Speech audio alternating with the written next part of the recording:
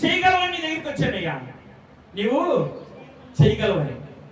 కీర్తనకారుడు 57వ అధ్యాయంలో మనం చదువుకున్న మూలవాక్యంలో కూడా రాయబడిన మాట ఏంటంటే, నా కార్యము సఫలము చేయగలిగిన వాడి దగ్గరికి నేను మాట్లాడుతున్నాను.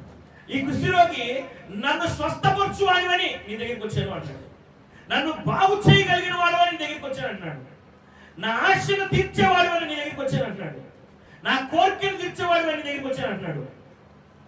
నీవు నీ కలిగి ఉన్న ఆపదను, నీ కలిగి ఉన్న శోధనను, నీ కలిగి ఉన్న ఇబ్బందిని, ఇరుకు నుంచి విడిపించే వాడి దగ్గరికి వెళ్ళి నువ్వేకునే మొరపెడుతున్నావా? అంటే ఇక్కడ మనకెవరు సాక్షులు ఉంటారా? నేను వచ్చి చూడాల్సిన అవసరం లేదు, మీరు వచ్చి నన్ను చూడాల్సిన అవసరం లేదు. మనందరినీ ఆకాశం నుంచి ఆయన చూస్తున్నాడు, ఆకాశంలో చూస్తున్నాడు. ఎందుకంటే అది నీ ఆశ, అది నీ కోరిక, అది నీ అవసరత.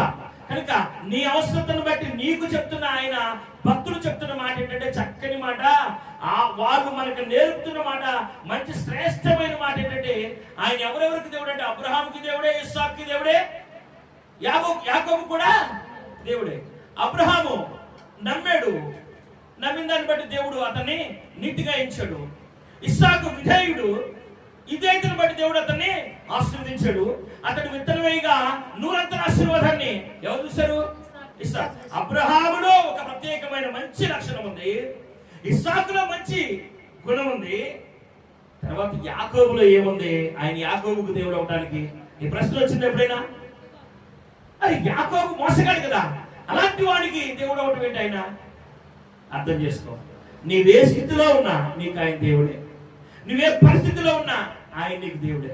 యాకోబు మోసగాడైతే ఆయనకు కూడా ఆయన నేను యాకోబు కూడా దేవుడిని అని అంటున్నాడు.